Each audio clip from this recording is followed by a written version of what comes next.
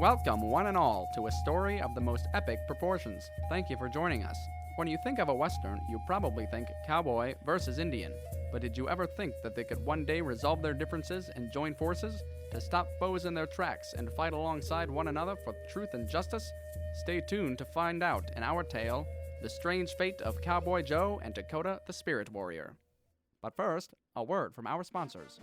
Winchester Rifles. Shoot well, work well, and wear well. The rough, hard usage that hunting rifles often receive requires them to be constructed on sound mechanical principles and of the best materials. All Winchester rifles are made so. Strength, accuracy, reliability of operation, and a general finish are all given careful attention.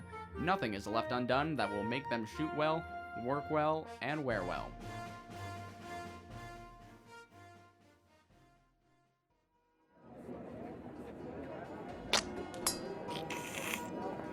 Hey, Gus, did you hear tell about that whippersnapping Cowboy Joe yesterday? Shoot, I'll be darned if I didn't. He done riled up half the town when his Bronco went a-bucking through the churchyard. Well, I don't know what that boy thinks he's doing, but with all that shenanigans and trying to earn himself fame and fortune and whatnot. You darn right. Joe ought to just take after his paw and be a farmhand. Speak of the devil. Bartender, give me a whiskey. Ain't that gonna be a little strong for you, Joe? Oh, lay off. Can't a cowboy enjoy a drink in peace? All right, have it your way, cowboy. Tarnation! Tarnation! My baby girl! Well, say, ma'am, what's the hullabaloo? My baby girl! She's been kidnapped! The hollering, hootin' nannies rode in last night and gone off with her. I heard about that gang just last week. They robbed 3 banks in 3 hours and even stole Miss Bessie's rooster. My precious little baby. They'll kill her for sure. Now hold on, ma'am. Let's take this outside and do some figuring. Hell, don't worry your pretty little head. Old Cowboy here will take care of it for you.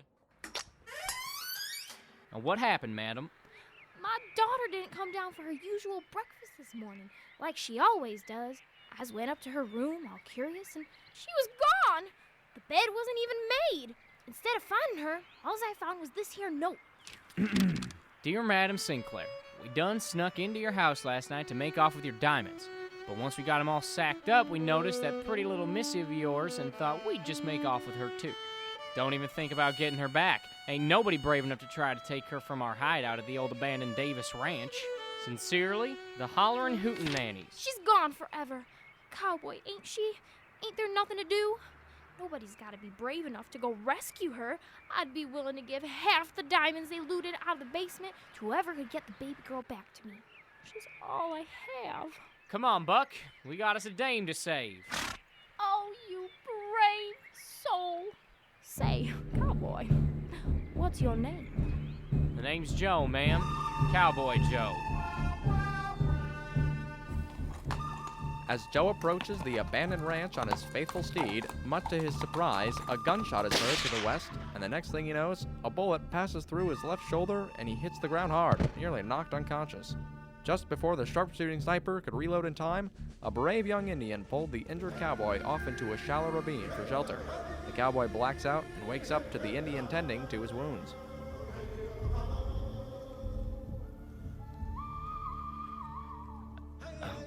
What's going on? Who are you? My name is Dakota. My tribe is not far from here.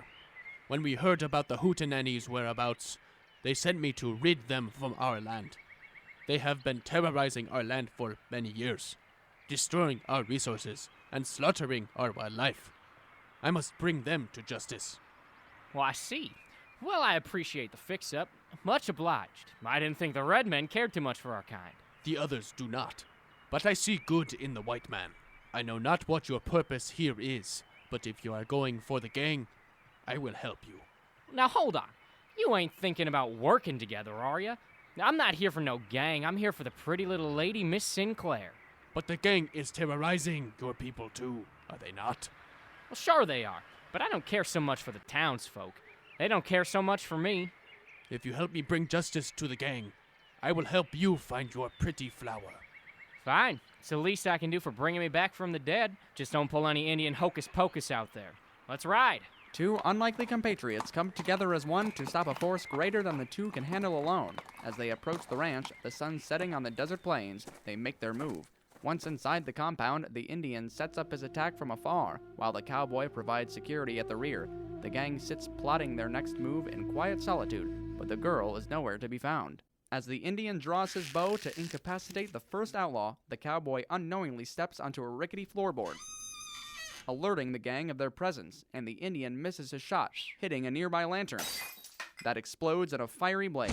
The gang mounts their horses and rides off towards the mountain pass. The cowboy and Indian escape the inferno just in time before the compound collapses. Now, what in Sam hell were you aiming for? I told you no hocus pocus. If you had not distracted me with your buffalo stump, I would have hit my mark. Don't blame me, you scalper.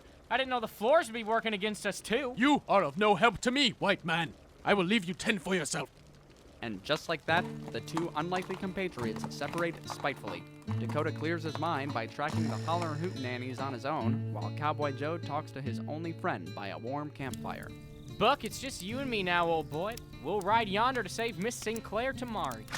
Just before bedtime, Joe sends smoke signals in the light of the full moon to his cavalry of cowboys to meet up for the morning escapade. It's a good thing horseback riding was so efficient back then, or else these heroes would never get to their destination in time.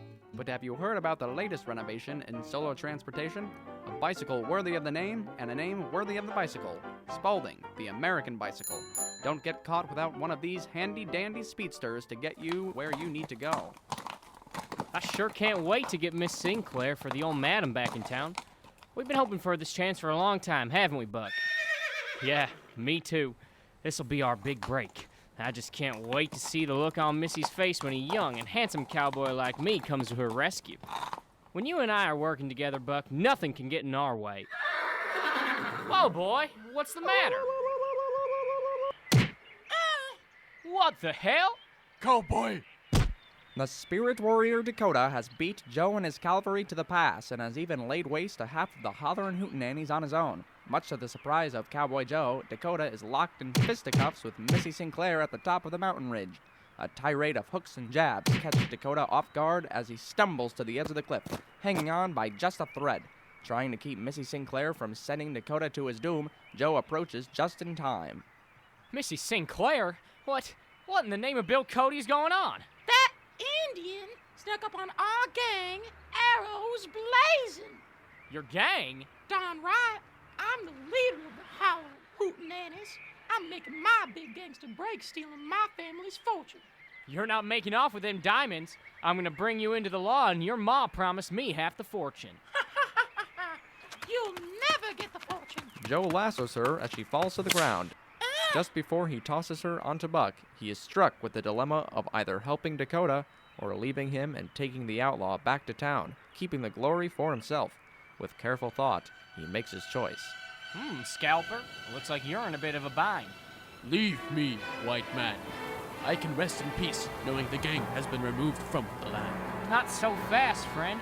Give me that there hand of yours. Now, we make a good pair, pard.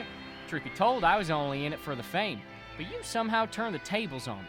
Maybe I gained a pal more than I thought out in this here adventure. My feelings toward the white man are still weary, but you, Joe, have brought great honor to our people.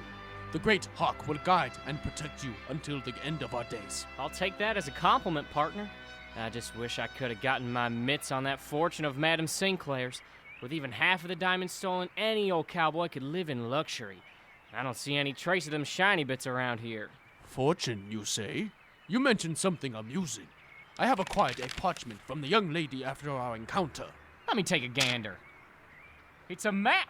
I bet that's where them sparkly diamonds are. Well, white man, are you feeling adventurous? Always. And there you have it, folks. Just when you thought that these two uncommon fellows were destined to fight forever, they overcame unsurmountable odds to join forces to stop the real enemy. Even through the fiercest disagreements that have seemed to last generations, man will always find a way to resolve their differences for the common good. Though our story here may be brief, there are many more adventures to come for our two favorite heroes, Cowboy Joe and Dakota the Spirit Warrior. Will they find the treasure? Who might they square off against next time in their journeys across the West? Tune in next week to find out.